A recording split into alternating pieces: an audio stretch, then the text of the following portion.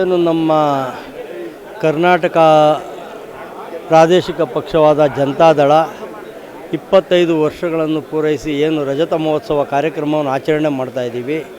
ಅದ್ರ ಜೊತೆಗೆ ನಮ್ಮ ಗ್ರೇಟರ್ ಬೆಂಗಳೂರು GBA ಏನಿದೆ 5 ವಲಯಗಳನ್ನಾಗಿ ಏನು ವಿಂಗಡಣೆ ಮಾಡಿದೆ ಸರ್ಕಾರ, ಆ 5 ವಲಯಗಳ ಮತ್ತು ರಜತೋತ್ಸವದ ಎರಡು ಒಟ್ಟಿಗೆ ಒಂದು ಕಾರ್ಯಕರ್ತರ ಒಂದು ಬೃಹತ್ ಸಮಾವೇಶವನ್ನೇನು 11/4/2026 ನಾಳೆ ಶನಿವಾರ ಬೆಳಗ್ಗೆ 11 ಗಂಟೆಗೆ ಆಯೋಜನೆ ಮಾಡಿದ್ದೀವಿ.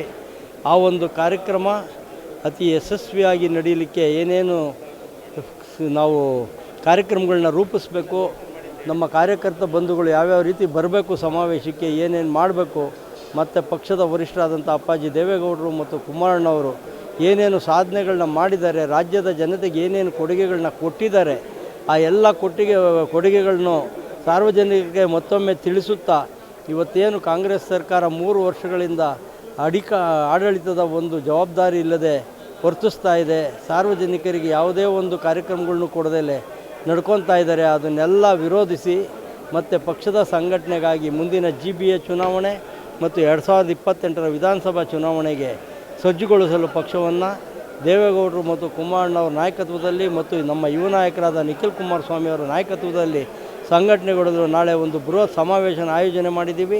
ಆ ಸಮಾವೇಶ ಅತಿ ಯಶಸ್ವಿಯಾಗಿ ಜರುಗುತ್ತೆ ಅನ್ನೋದನ್ನು ಎಲ್ಲರೂ ಭರವಸೆ ಇಟ್ಕೊಂಡಿದ್ದೀವಿ. ಅದು ಸಾಧನೆಯ ಸಮಾವೇಶ ಆಗುತ್ತೆ. ಇವಾಗ ತಾನೇ ನಮ್ಮ ಯುವ ನೇತಾರರಾದ ನಿಖಿಲ್ ಕುಮಾರಸ್ವಾಮಿ ಅವರು ಒಂದು ಮಾಧ್ಯಮವನ್ನು ಕುರಿತು ಒಂದು ಪ್ರೆಸ್ ಮೀಟ್ನ ಬಿಡುಗಡೆ ಮಾಡಿದ್ದಾರೆ.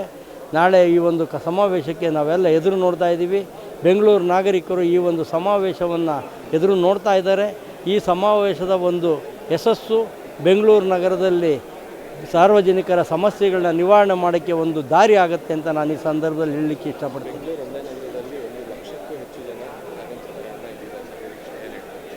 ಡೆಫಿನೆಟ್ ಆಗಿದೆ. ಇವತ್ತು ನಮ್ಮ ಪಕ್ಷದ ಅಭಿಮಾನಿಗಳು, ದೇವೇಗೌಡರ ಅಭಿಮಾನಿಗಳು, ಕುಮಾರಸ್ವಾಮಿಯವರ ಅಭಿಮಾನಿಗಳು ಒಂದು ಕಡೆ ಆದರೆ, ಈ ಒಂದು ಸರ್ಕಾರದ ಕಾರ್ಯಕ್ರಮಗಳಿಗೆ ಬೇಸತ್ತು ಕುಮಾರಣ್ಣ ಅವರ ನಾಯಕತ್ವ ಬೇಕು ಅಂತ ಏನು ಹೋರಾಟ ಮಾಡ್ತಾ ಇದ್ದಾರೆ, ಕುಮಾರಣ್ಣವ್ರ ನಾಯಕತ್ವಕ್ಕೆ ಕಾಯ್ತಾ ಇದ್ದಾರೆ ಜನ. ಇವತ್ತು ಕುಮಾರಣ್ಣವ್ರು 20 ತಿಂಗಳು ಕೊಟ್ಟಿರೋ ಆಡಳಿತ ಇರ್ಬೋದು, 14 ತಿಂಗಳು ಕೊಟ್ಟಿರೋ ಆಡಳಿತ ಇರ್ಬೋದು, ಬೆಂಗಳೂರಿಗೆ ಮೆಟ್ರೋ ತೊಗೊಬಂದಿರೋದಿರ್ಬೋದು, ದೇವೇಗೌಡರ ಅಪ್ಪಾಜಿ 4ನೇ ಹಂತದ ಯೋಜನೆಗೆ 9 TMC ನೀರು ಕೊಟ್ಟಿದ್ದಿರ್ಬೋದು, ರೆವಿನ್ಯೂ ಸೈಟ್ಗಳ ಅಕ್ರಮ ಸಕ್ರಮ ಮಾಡಿರುವಂಥ ಫ್ಲೈಓವರ್ಗಳಿರ್ಬೋದು, ಮತ್ತು ಕುಮಾರಣ್ಣವ್ರು ಕೊಟ್ಟಿರುವ ಅಂಗವಿಕಲರ ಮಾಸಾಸನ, ವಿಧವಾ ಮಾಸಾಸನ, ವಯೋವೃದ್ಧರ ಮಾಸಾಸನ ಮತ್ತು ಉಚಿತ ಮಕ್ಕಳಿಗೆ ಬೈಸಿಕಲ್ ಕೊಟ್ಟಿರೋದಿರ್ಬೋದು, 25,000 ಕೋಟಿ ರೈತರ ಸಾಲ ಮನ್ನಾ ಮಾಡಿರೋದಿರ್ಬೋದು. ಈ ರೀತಿ ಹಲವಾರು ಕಾರ್ಯಕ್ರಮಗಳನ್ನೇನು ಕೊಟ್ಟಿದ್ದೀವಿ. ಇವತ್ತು ಯಾರು ಏನು ಮಾತಾಡ್ತಾ ಇದ್ದಾರೆ, ಬೆಂಗಳೂರಿಗೆ IT ಪಾರ್ಕ್ ಮೊದಲನೇದಾಗಿ ಸ್ಥಾಪನೆ ಮಾಡಿದ್ದು ದೇವೇಗೌಡರ ಅಪ್ಪಾಜಿಯವರು.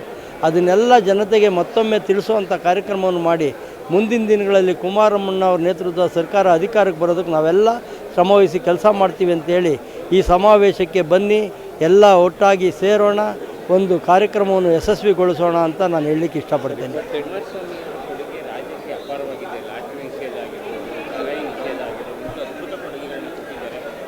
ರಾಜ್ಯದಲ್ಲಿ JDS ಎಲೆ ಇಲ್ಲ, ಇನ್ನು ಉಳಿಯಲ್ಲ, ಹಾಗೆ ಹೀಗೆ ಅಂತ ಅಪಹಾಸ್ಯದ ಮಾತು ಬರ್ತಿದೆ. ಇಷ್ಟಿದ್ರೂ ಕೂಡ ಈ ರಜತ ಮಹೋತ್ಸವವನ್ನು ಆಚರಣೆ ಮಾಡ್ತಾ ಇದ್ದೀರಾ. ಈ ಸಂದರ್ಭದಲ್ಲಿ ನಿಮಗೆ ಸ್ಥಳೀಯ ಚುನಾವಣೆಗೆ ಎದುರಾಗ್ತಾ ಇದ್ದಾವೆ. GBA ಆಗಿರ್ಬೋದು, ZP ಆಗಿರ್ಬೋದು, PP ಆಗಿರ್ಬೋದು, ಗ್ರಾಮ ಪಂಚಾಯತಿ ಚುನಾವಣೆ ಕೂಡ ಎದುರಾಗ್ತಾ ಇದೆ.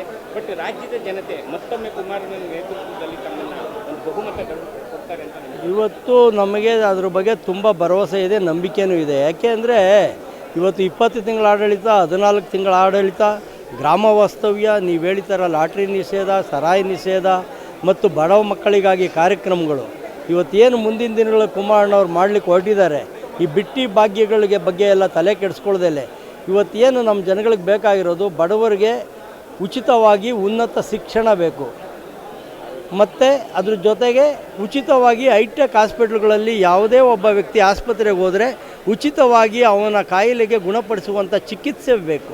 ಈ 2 ಕಾರ್ಯಕ್ರಮಗಳನ್ನ ನಮ್ಮ ಕುಮಾರಣ್ಣವ್ರು ತರ್ತಾ ಇದ್ದಾರೆ. ಮತ್ತು ಏನು KMF ಅಂತ ಅವತ್ತು ರೇವಣ್ಣವ್ರು ಮಾಡಿದರು, ಅದೇ ರೀತಿ ಮುಂದಿನ ದಿನಗಳಲ್ಲಿ ರೈತರು ಬೆಳೆದ ಬೆಳೆಗಳಿಗೆ ಒಂದು ನಿಗದಿತ ಬೆಲೆಯನ್ನು ನಿಗದಿಪಡಿಸಿ ಅದನ್ನು ಸಹಕಾರಿ ಸಂಘಗಳ ಮೂಲಕ ಖರೀದಿಸಿ ಜನರಿಗೆ ವಿತರಣೆ ಮಾಡುವಂಥ ಒಂದು ಕಾರ್ಯಕ್ರಮವನ್ನು ನಮ್ಮ ಕುಮಾರಣ್ಣವರ ಒಂದು ಪಟ್ಟಿಯಲ್ಲಿದೆ.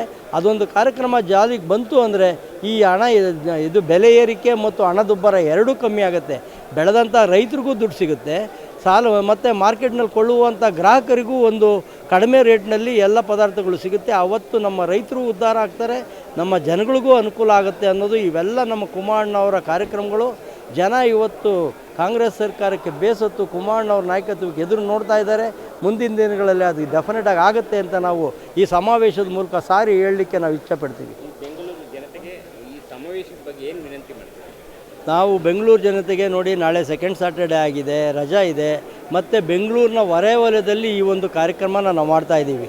ಬೆಂಗಳೂರು ನಾಗರಿಕರಿಗೆ ಯಾವುದೇ ಒಂದು ತೊಂದರೆ ಆಗಬಾರ್ದು, ಮತ್ತು ತೊಂದರೆ ಆಗದೇ ಇರೋ ರೀತಿ ತಮಗೆ ನಮ್ಮ ಪಕ್ಷ ಯಾವ ರೀತಿ ಕೆಲಸ ಮಾಡುತ್ತೆ, ಕುಮಾರಣ್ಣವ್ರ ನಾಯಕತ್ವದಲ್ಲಿ ಏನು ಕೊಡ್ತೀವಿ ಅನ್ನೋದನ್ನು ನಾವು ತಿಳಿಸೋದಕ್ಕೆ ಹೇಳ್ತೀವಿ.